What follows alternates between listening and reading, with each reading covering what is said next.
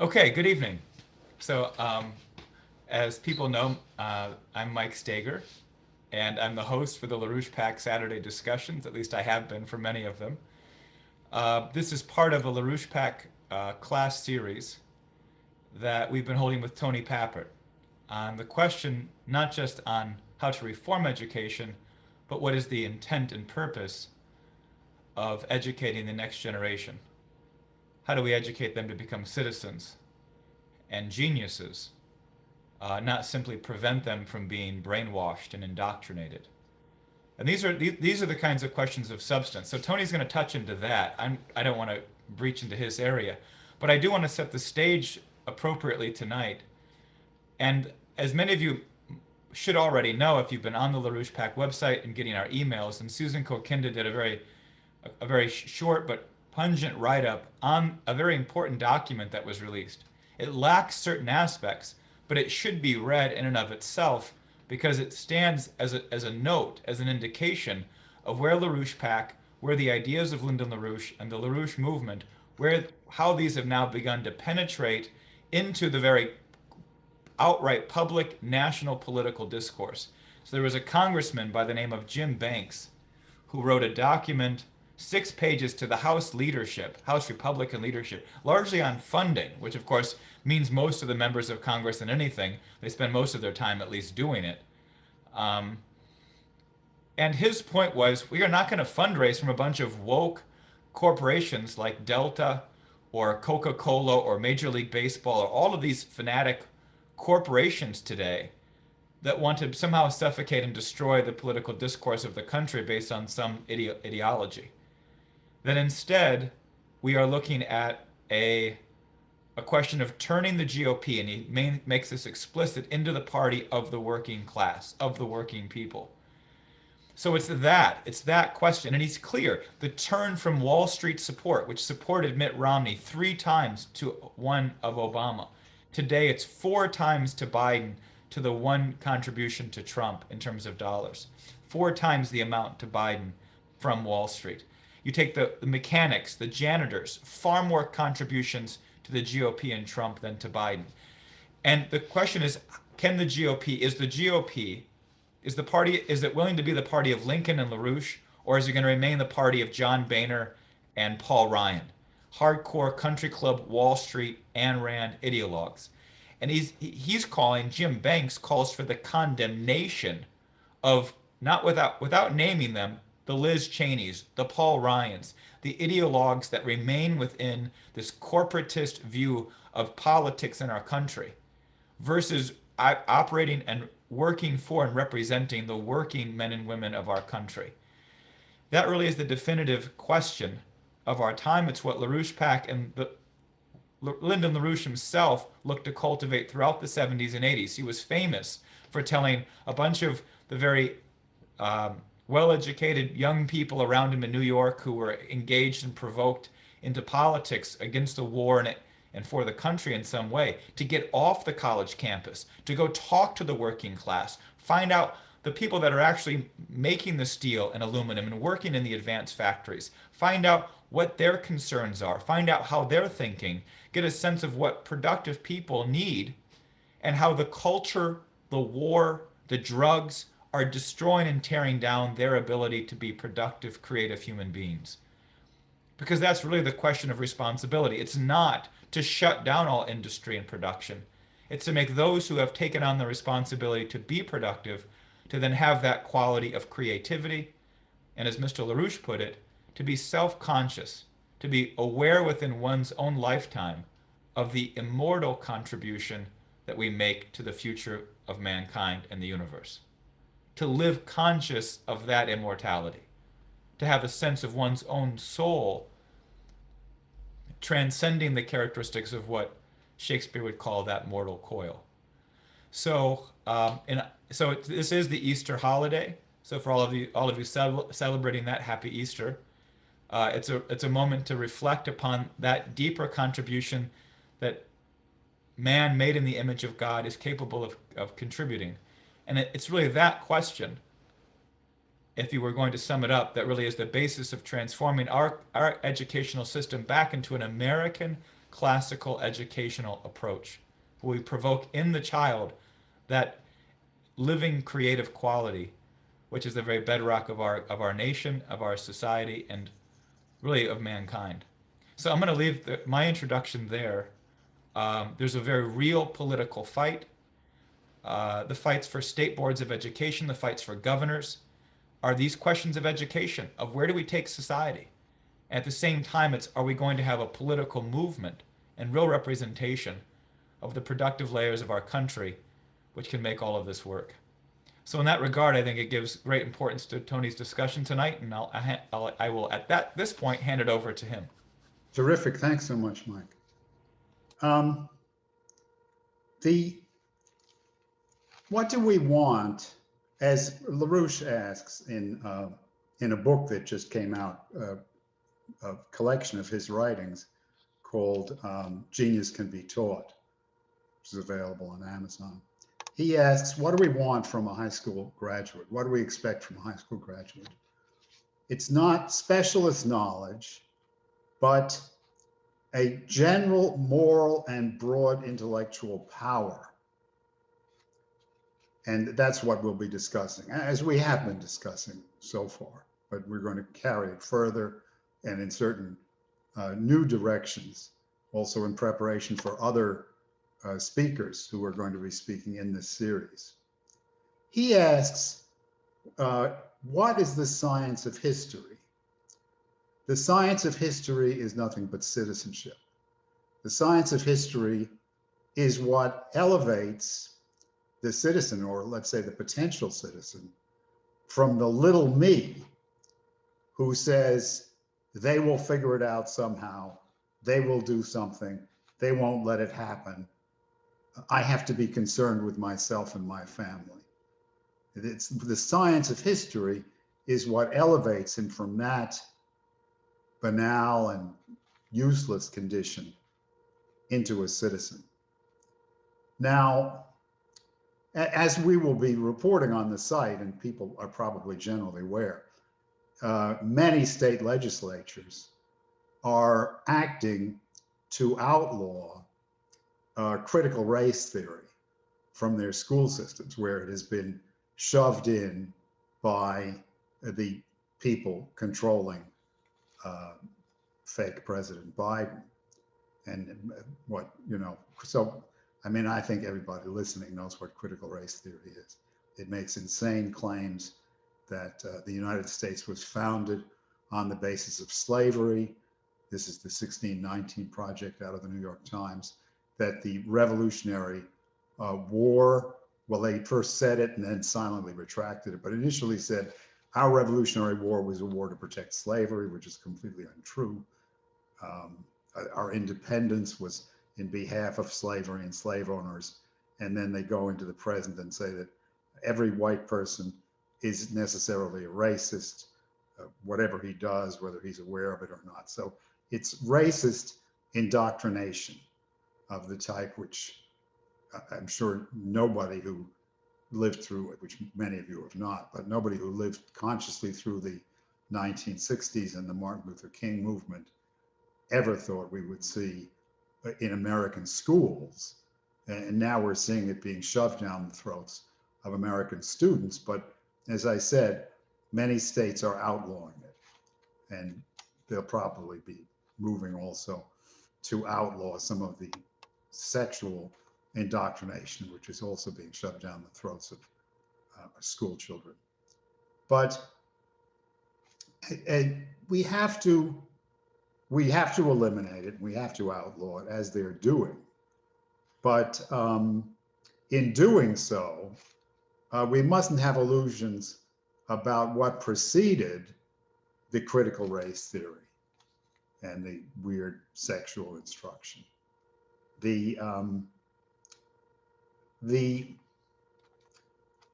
have to also go back beyond the faulty form of civics and history as it was taught before the critical race theory came in.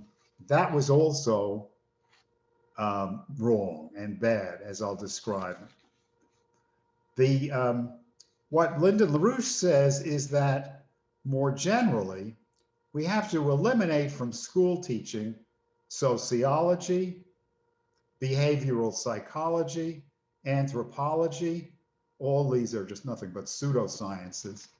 We have to eliminate both the British, like John Maynard Keynes, Adam Smith, and the Austrian, like Friedrich von Hayek, Mickey van Maus, schools of economics, and return to teaching the American system of economics, which we've been discussing, not in this particular series, but we've been discussing quite generally on our website and in other presentations. We have to eliminate music instruction, which is not classical music instruction. And then on the kind of history instruction which we had when we had any, he points out that it was badly compromised. It was badly compromised by really the anti-American ideologies of Charles Beard, Columbia professor in the early part of the 20th century, Walter Lippmann, famous commentator of mid-century, and contemporaries who are still alive like Howard Zinn, all of whom oppose fundamentally the idea of the American Republic.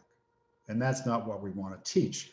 What we want to teach is history, as I described it, at least in brief in a previous class, as the history of the struggle of mankind throughout known history, and we can assume also prehistory, that is before written history, the struggle of mankind to achieve the possibility of the form of a republic, which we set out to achieve here in the United States, in the Massachusetts Bay Colony, actually, in the 17th century, under Cotton Mather and others, and then the American War of Independence and the Declaration of Independence and the Constitution.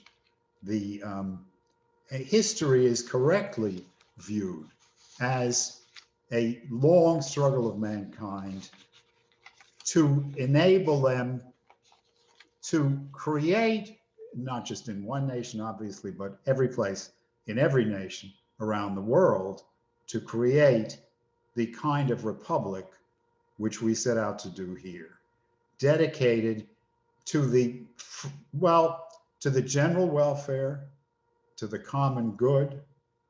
This had been the aim of great thinkers throughout known history, going back to Plato and before him, and therefore to the development of the individual to be able to do good, to encourage him to do good, and to preserve the good which he's able to do during his mortal life.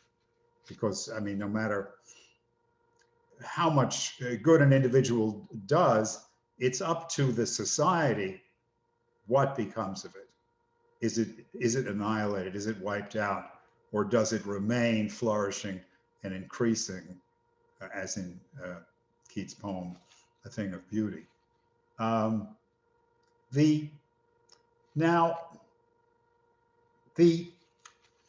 What he wrote, what Lynn wrote and said, is that classical philology, on the background, and this we haven't discussed per se so far in this course, classical philology based on the development of classical Greek from Homer through Plato, at least, which means out of the dark ages of Greece into Mycenaean Greece, into literacy, to the Mycenaean Greece, which is eventually represented in the Homeric poems centuries later, and in the development of language, and as people say correctly, the development of the concept of man. And the concept of man in the image of God, and therefore also the concept of God and divinity in his working in the universe, as it developed throughout Greek history and was reflected in the language in the greatest literature. In some respects, the greatest literature well, not all respects, in some respects, the greatest literature we have today. He said that it's been shown that education in classical philology, meaning the study of the development of language in that deep sense, is the greatest preparation for scientific discoverers in whatever field, including scientific discoverers in the natural sciences.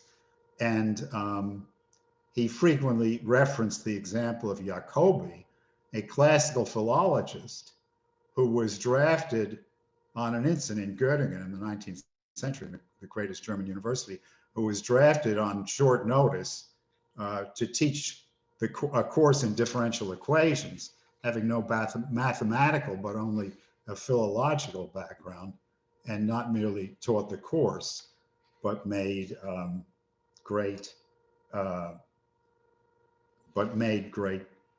contributions to the field, which students still learn today.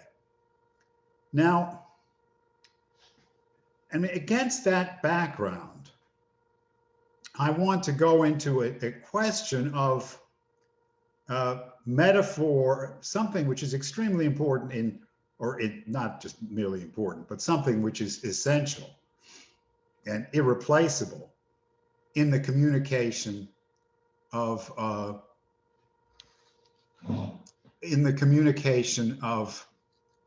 ideas, which is called by William Empson, whose book I just reread, ambiguity. But there's a range of words: ambiguity, metaphor, and other words, which refer to various kinds of contradiction, internal contradiction, which function like dissonance in music, or which can function like dissonance in music, as part of a further development.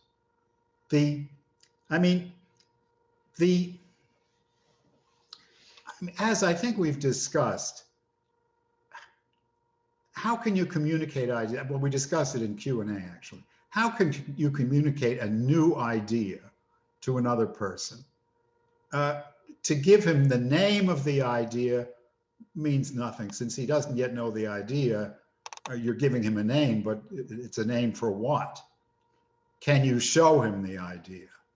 Well, Jonathan Swift, people may know, in Gulliver's Travels, has a parody on that, because some of the British empiricist philosophers actually believed that you can show him the idea. So on one of his islands in Gulliver's Travels, Swift has people going around with bags on their back with huge collections of objects, so that in conversation, when they want to illustrate an idea, they can pull an object out of the sack and show it to the other person.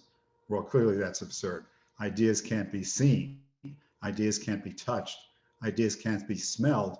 They're immaterial, even though they represent a force in the universe, and collectively, the ideas conceived by man represent the greatest force in the universe, other than the ideas conceived by God, of which they're a model.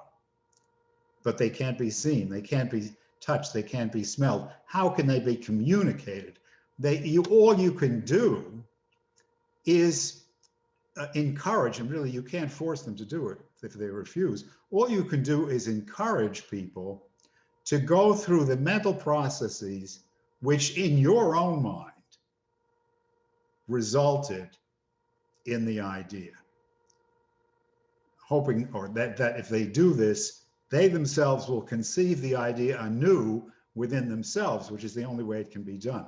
Now, one of the things involved in that is contradiction, saying, well, A is B, but A is not B. They're really different. Well, what does he mean by that? Is A B? Is A the same as B? No. But in what sense are they the same? There's something I don't know which in some sense unites them. I mean, that's a sense of a trivial or definitional example. But I want to go to an example which refers to our last class, which is astronomy. Now, people are clearly aware that in astronomy, and in ancient astronomy, this was more obviously more vividly the case, but in astronomy, heavenly bodies are generally people, like gods. All our planets are gods, right? Mars, Jupiter, Saturn, Pluto, all these are gods. Our stars are, with certain exceptions of imported names, chiefly from Arabic, our stars are either gods or demigods, i.e. the children of God. Some of them are animals, but they're living things. And so as living things, they have the interrelationships of living things. So here you have a very basic example of ambiguity. We're talking about Jupiter. Jupiter is a god. The god Zeus in Greek, it's the same thing. So we're talking about the god Zeus. Are we talking about the god Zeus or the planet of his name, or somehow both at once? That's continually the situation. There's a perpetual ambiguity between the heavenly bodies and the gods or stars whose names they bear, but who in some undefined sense are really the same as them. And one result of this, it should be clear, may not be clear from my subsequent examples, but it should be clear in any sense. One result of this is that the motions in the celestial sphere around the Earth, especially with relation to the Earth, the Sun, and the Moon, can be represented as personal dealings among people who are gods or demigods. Now, what's typically happened is that these stories, let's call them, have been made into verse and actually into poetry. And ancient poetry, even more than modern, had the character of it was almost impossible to forget. I mean, I remember once I was abandoned for 24 hours sometime in the last century in a hotel in a foreign country without my baggage, with nothing to do but wait there. I'm not the only one who's this happened to. Nothing to do but wait there for my baggage. And I had nothing, but I took hotel stationery and the hotel pen and wrote out from memory like the first 4 or so pages of the Iliad. I had made no effort to memorize it, but the study of it, the reading of it, the learning of it, and the form of the versification and the poetry embedded it in my mind. Whether I could write out the whole 4 pages today, I don't know.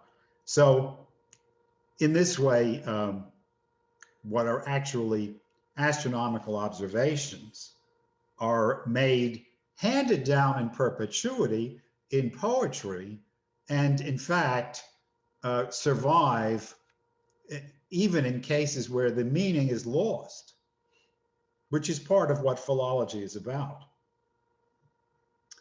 Now, so one of the greatest philological astronomical investigations was that of B.G. Tilak, T-I-L-A-K, who was the leader of the Indian independence movement before Mahatma Gandhi. Gandhi became the leader of the Congress Party when Tilak died. So he was the leader of Indian independence before then. he was a classicist. He was a Sanskrit scholar, but he immersed himself in astronomy in order to try to determine through astronomy the question of when the Sanskrit holy books were written, particularly the oldest of them, the Vedas. Because British scholars claimed on very flimsy grounds that the Vedas were actually written in the Christian era. And Indian scholars were of the opinion they were much older. But Tillich got the notion that if there were astronomical observations captured in the verses, again, this is poetry, of the Vedas, particularly the Rig Veda, that, and if those astronomical observations could be dated through astronomy, then one would know the date when the observations were made, or at least roughly, the date when the observations were made, which were put into poetry in the Vedas, and therefore have a dating of the Vedas. And this he succeeded in doing in a quite ingenious way. And maybe I should go through, I mean, he wrote a book on that called The Orion or the Antiquity of the Vedas. And then he wrote a subsequent book, both in English and both in prison, British prison, which was called The Arctic Home in the Vedas, which uses a similar method to arrive at an even more startling result, which is seen in the title. Now, so one of Tillich's conclusions illustrates a lot of what I've been saying for the past few minutes. Because his researches established that the observations, the oldest observations recorded in the Vedas, were made roughly 4000 BC, or roughly 6,000 years ago. And the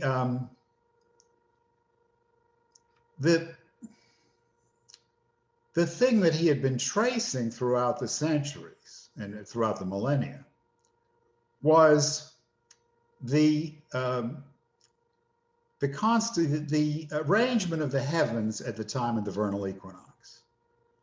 So as people probably know, I mean, the vernal equinox occurs once a year. It refers to the 2 days a year when the day of exactly 12 hours matches a night of exactly 12 hours. So as you go forward from the vernal equinox, that is spring, it occurs in March now. As you go forward from the vernal equinox into the summer, the days get longer. And then the days again get shorter as you go toward the autumnal equinox, toward the fall. And then the autumnal equinox, again, you have 2 days, you have a day and a night, each of exactly 12 hours. And then you proceed around the other half of the year back to the autumnal equinox. I forget which one I started with, but each of them occurs at the halfway point of the solar year. And he had determined that the most ancient practice among Hindus was that the beginning of the year occurred at the vernal equinox, which they established by astronomy, not by timing the length of the day and the night, but well, I may as well say it because it'll make the whole thing clearer. They established it not by timing the length of the day or the night, because there's errors in you know, would be only approximate, but they established it by the place the sun appeared on the horizon on that day. So if you were sitting on a plane, someplace on a level plane, stretching far away, watching every sunrise, you would see what I implied by saying the length of the days. You would see, as we moved into the winter, you would see the place on the landscape that the sun rose every day get more and more and more southerly, and more southerly, and then it would stop getting more southerly day by day. And that day is called the winter solstice. And then across this field, the successive risings of the sun every day would move back the other direction, northerly, until finally they stopped moving northerly. And you get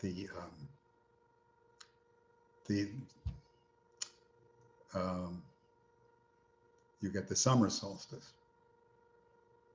So, and then right in between those 2 points is the point where the sun rises on the day of equal day and night. So you could mark that on your whatever instrument you're using. But this is not the way they really did it, because it varies from place to place and it's very imprecise.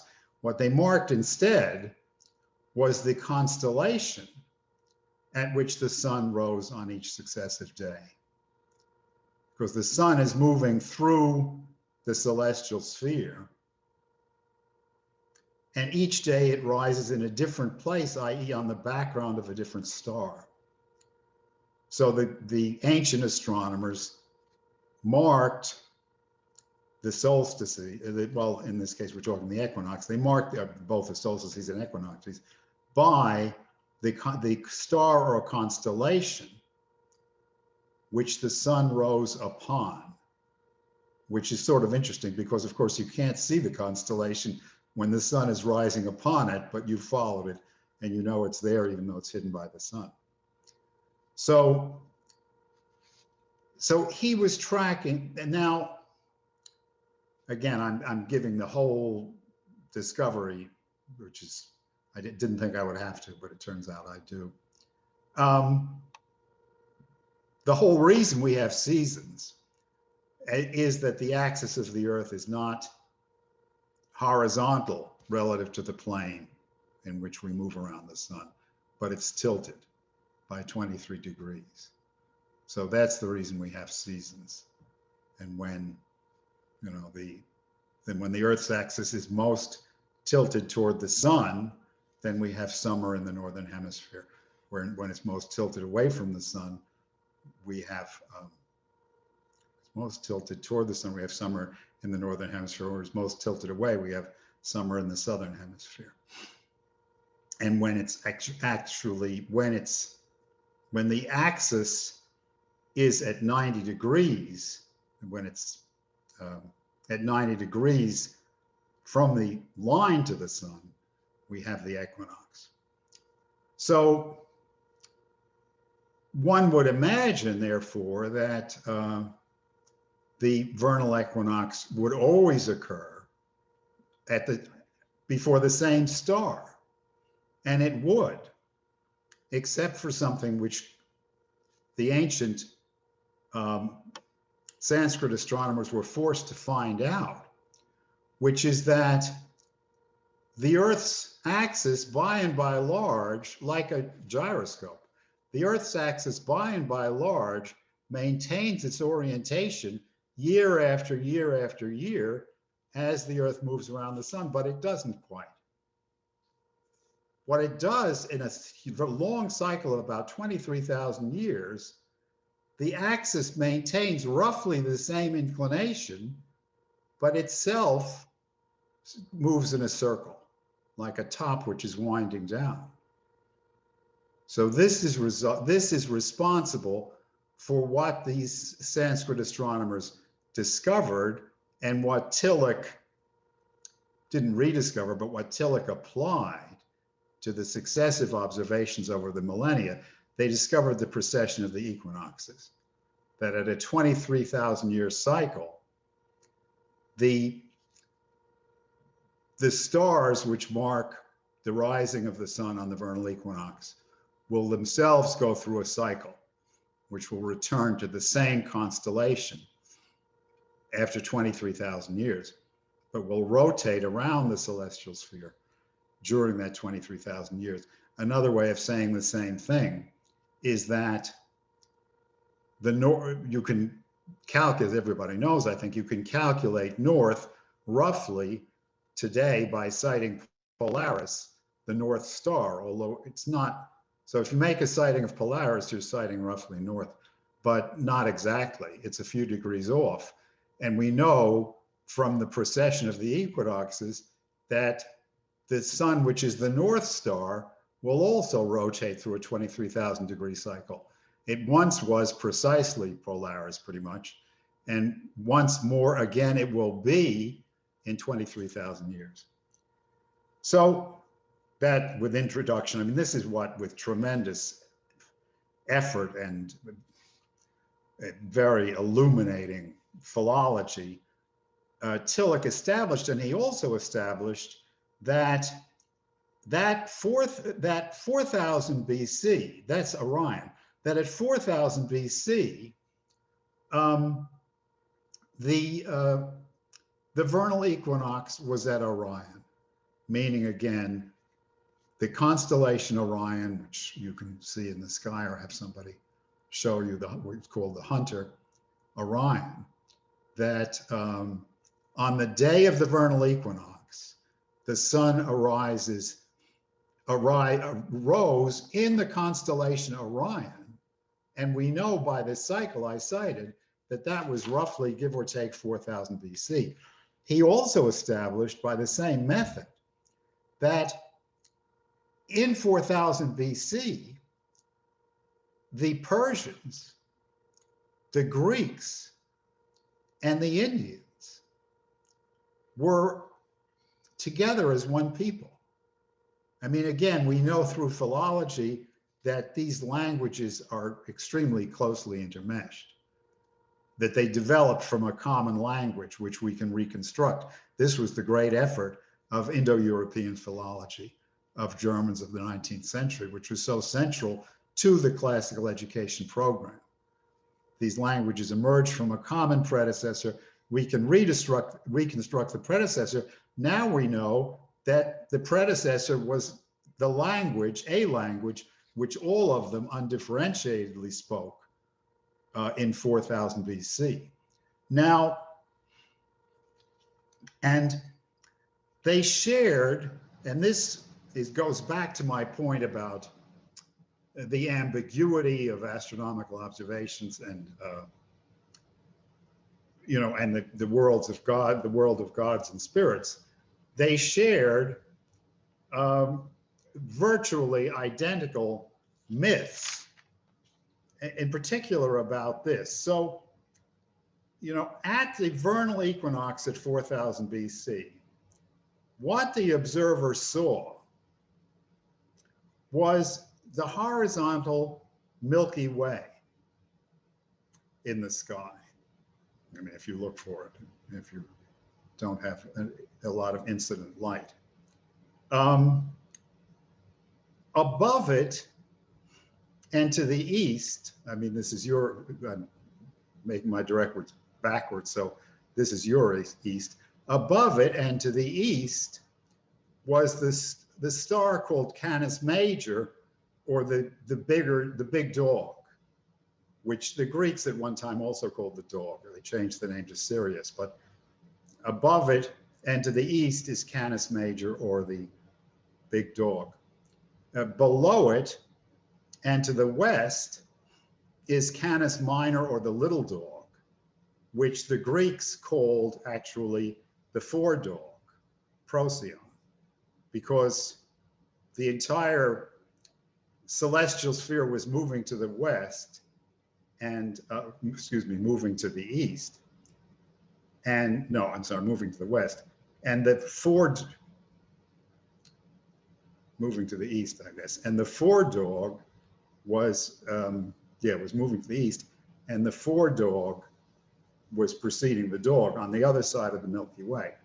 So what did they viewed, for various reasons. I mean, one of them is, it's compared to a river, and here it's horizontally across the sky.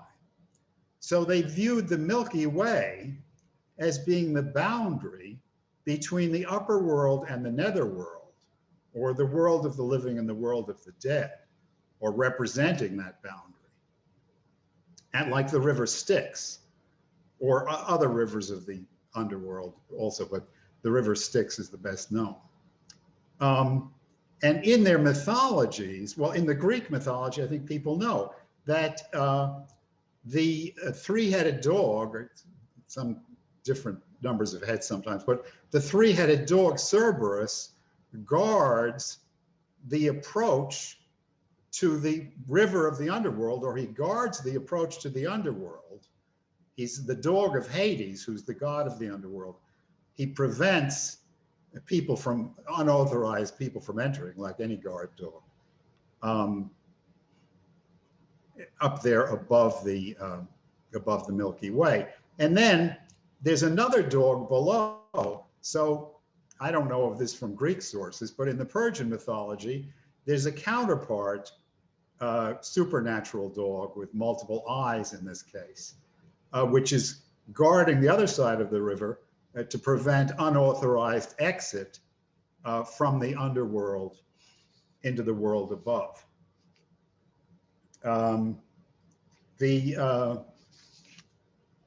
So, I mean, if that was unclear, and if I welcome you to question it, but it basically, it's true as far as I can make it, and there's many far-reaching conclusions, not particularly from what I told you, or even from that they're far-reaching conclusions, but from the entire system of astronomy, mythology, philology, which is involved in this. There's extremely important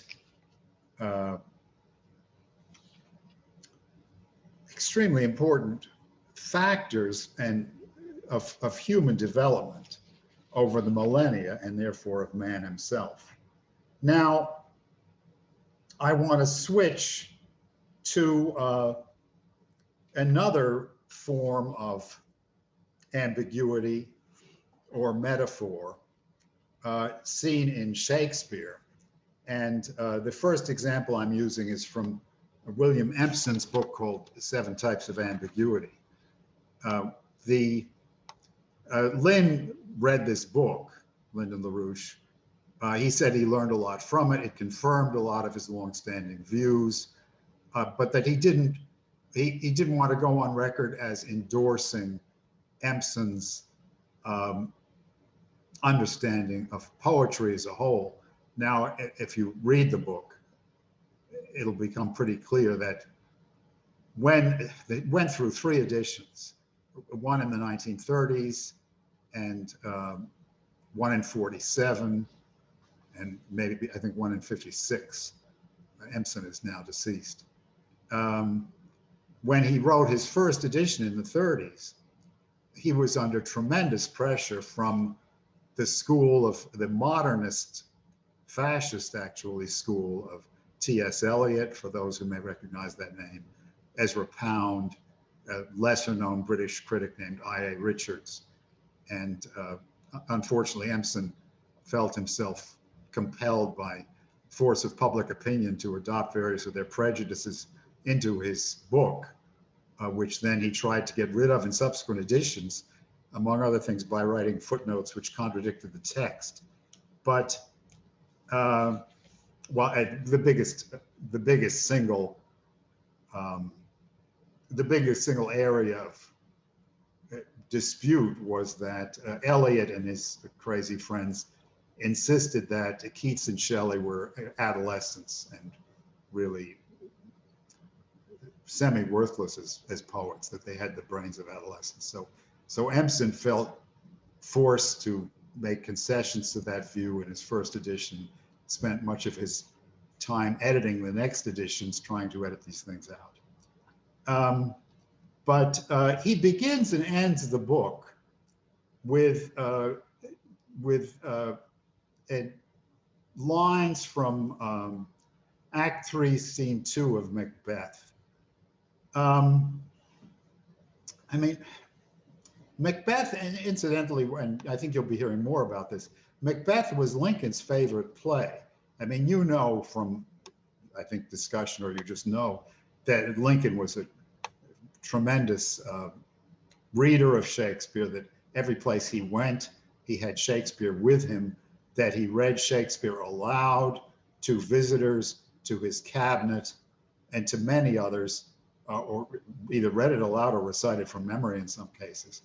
And that the play he read most frequently was Macbeth. But you know, exactly to what end, it's hard to say. What I've read says that he read his cabinet Macbeth to illustrate the principles of statecraft. Now, I'm not going to tell you the story of the play Macbeth, but Macbeth was a very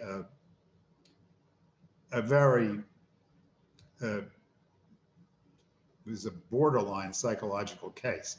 And actually, many psychiatrists have produced analyses of Macbeth. He was like he was a multiple murderer, but he was an extremely fearful individual. So he was like if you watch horror movies, the ghoul or hobgoblin or whatever, or the monster in the horror movies is frequently gives the appearance of horror himself. He's the image of horror. He's the horrifying thing in the horror movie, but he himself appears horrified with bug-eyed, bloodshot eyes and other facial features, which evince that the object of horror is himself experiencing intense horror. And that was true of Macbeth. He murdered multiply, in part out of fear, and he was scared half out of his wits with the murders he had done in the past and the murders he knew he was going to commit in the future. So why don't we put up that excerpt from Macbeth, if we could.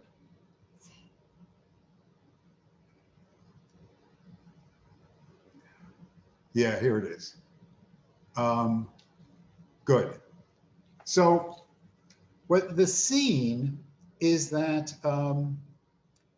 he has just he has just been speaking to his wife, and he glances out the window and says these lines, which she has no idea what he's talking about. But the reality is that he sent out murderers to murder a nobleman, Macbeth is now illegitimately King of Scotland after murdering the king. And he has sent out murderers to murder another nobleman named Banquo and his son Fleance, because of a prophecy that Banquo's heirs would become King of Scotland. So he tries to have him and his son murdered to prevent it. And he sent out hired murderers, and now evening is coming on. And Macbeth is thinking, well, has the murder taken place? Has it been successful? Is Banquo dead? And perhaps even more important, is his son Fleance dead? Since the prophecy said that Banquo would not become king, but his descendants would, meaning Fleance or descendants of Fleance.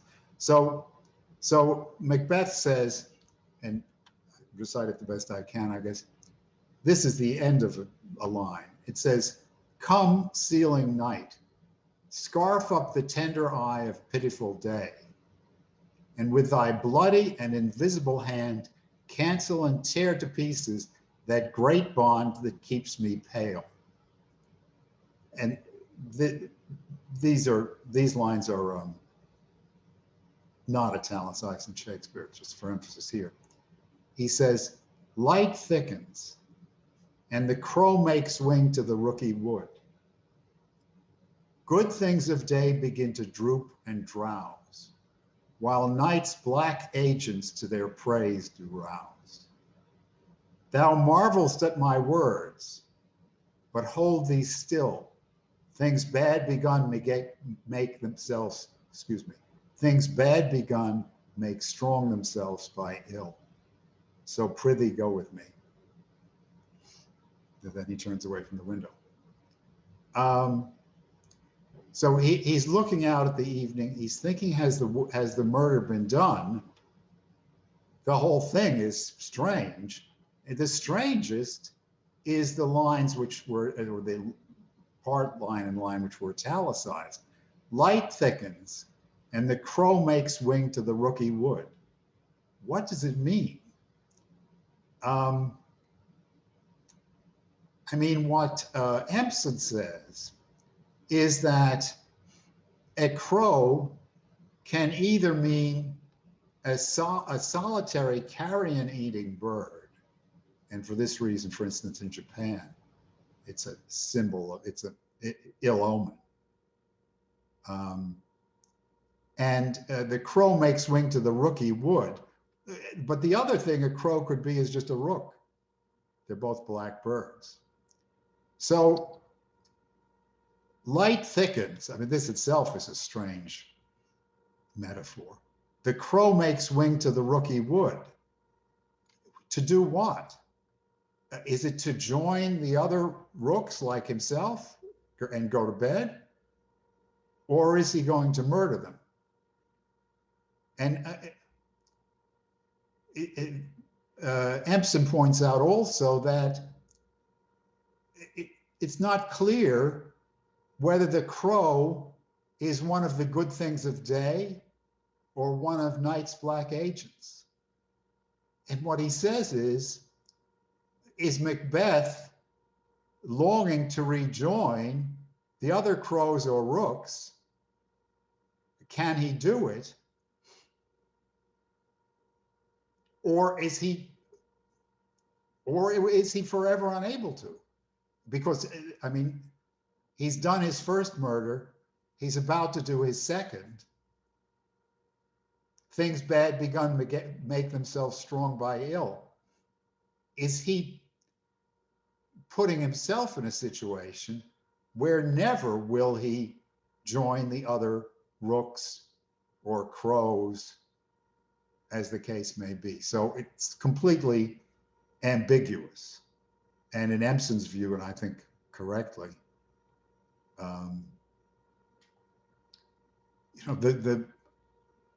the ambiguity, the meaning, the ambiguity, and the fact that you can't say which thing is true is essential to the meaning. And another thing I remember him saying, although when I reread the book this week, I couldn't find it. He said that there were wise guy critics like of the 18th century, who's, the wise guy critics against whom we fought our Revolutionary War, who say, oh, well, it's all obvious. Everything is obvious. After all, this was said to a crowd in a theater, and they didn't have a book like I have that gives the words. So it must be obvious what it means. But Empson says it's far from obvious. It wasn't obvious to anybody. And it's not obvious today. So another sort of example, and then I'd like to finish with with the last lines of Lear, if I may. This was always my favorite play, although frankly, I read and saw it in, and again, I'm not going to tell you the story of Lear, but I read and saw it numerous times, and I had no idea what it meant. In fact, I was deluded into I was deluded as to what was going on in the play, because it does that deliberately. It's just like what Barbara Boyd keeps talking about, the 24-hour news cycle that puts you through cycles of outrage and relief and outrage and relief and all kinds of emotions going through the 24-hour news cycle, which is a soap opera. And so very deliberately, Shakespeare fashioned Lear that you can read it as a soap opera. Or you can try, you can, but I mean, only with a guilty conscience, because it's not. This is tragedy in its reality, and reality is no soap opera. The person who falls for the soap opera, who believes in the soap opera, who blinds himself to reality for the sake of a congenial soap opera, is the guy who's as good as dead. I mean, he's lost. He's lost the war. He's blinded himself. And this play, very deliberately on the part of Shakespeare, he presents you a soap opera and challenges you to say, what the hell is really going on? So, I mean, this is the very end. Now, I mean, before the show began, Mike and I were talking about this really in exactly the same terms, even though we ourselves are of different generations. I mean, almost everybody is dead at the end. The oldest generation of King Lear and Gloucester and Kent, Kent is not dead, as you see, he's here, but the oldest generation of Lear and Gloucester, and Kent is clearly of that generation, probably a little younger. They have, despite their good qualities, and you know, it's involuntarily, both of us think of this older generation of Lear and Gloucester as being the World War II generation. You know, because actually, I should say, Friedrich Schiller, the great German poet and dramatist, said of Lear that it was the best play ever written. But the only flaw was that Shakespeare should have shown the audience that Lear was earlier a good king, which, you know, I mean, I think the audience understands that in any case, that he once was a good king, but it in a way resembles the World War II generation, which, you know, crossed the ocean, contributed to defeating Hitler, liberating the world, creating something better in the post-war world, but sunk by and large into banality, and with the result that, you know, the victory in World War II was the beginning of the end of the United States, which has finally come to the situation it was, let's say, in 2016 of complete destruction. So, you know, the World War II generation, what we call the greatest generation sometimes, they did this great good thing, excuse me. But there was a sense in which their inner flaws, which they never confronted, defeated them. So Lear, the leader of that generation, the king, is dead. Gloucester, his closest retainer, his contemporary, is dead. Kent, his most loyal follower, survives. The intervening generation, the baby boomer generation, of which Albany is one, he's the only one, well, there are only two people speaking here, but Albany is one of them. They've killed themselves off in their madness. They've all killed themselves off in mass slaughter, just like our baby boomers. They went completely insane, and our living baby boomers are killing the rest of us off, but which they did also in Lear. But they've killed themselves off, and they're all gone. And so, who will lead Britain? Albany, interestingly, is part of this Shakespeare's way of deliberately really fooling his audience and challenging them to overcome their deception. The viewer thinks of Albany as being sort of a sissy or a wuss because his wife kept characterizing him that way, and he seemed indifferent to it.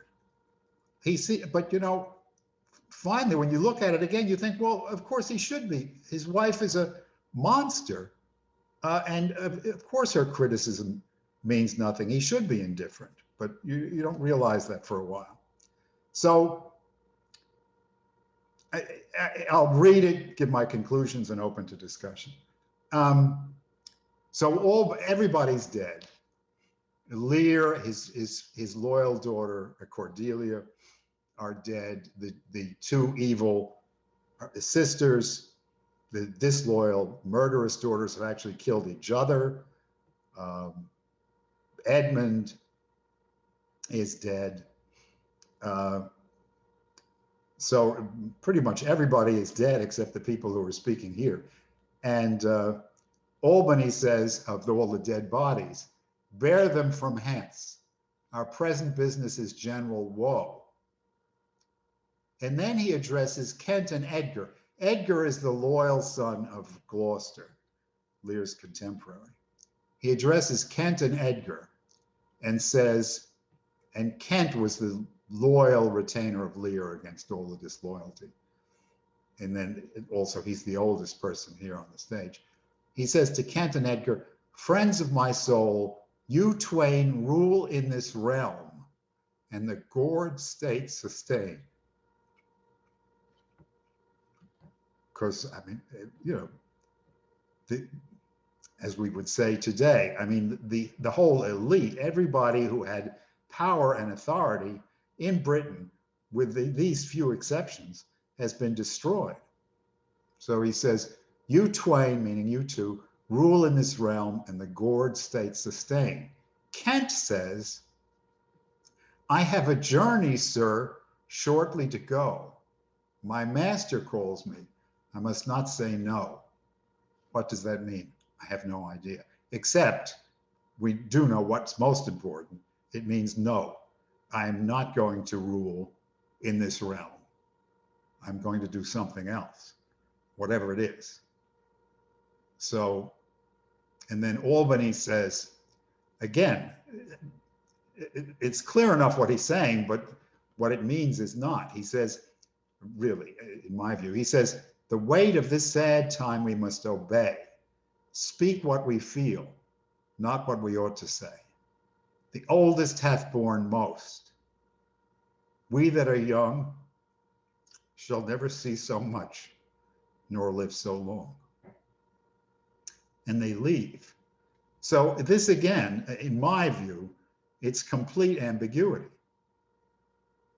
What becomes of the kingdom? I mean, we see here, I mean, in our own country, in our own time, the elite has totally failed of its own moral and intellectual failings. I mean, it's come down to a pathetic wisp of nothing, our so-called elite, the proud products of our Ivy League schools, the people who were supposed to be leading us, the people who were writing the things on Biden's teleprompter, which half the time he's unable to read correctly. These people have totally failed. And that it's you and me, and the people on this call, and those we talk to, and those we influence, who are going to have to provide the replacement for that failed delete. So that's it for me.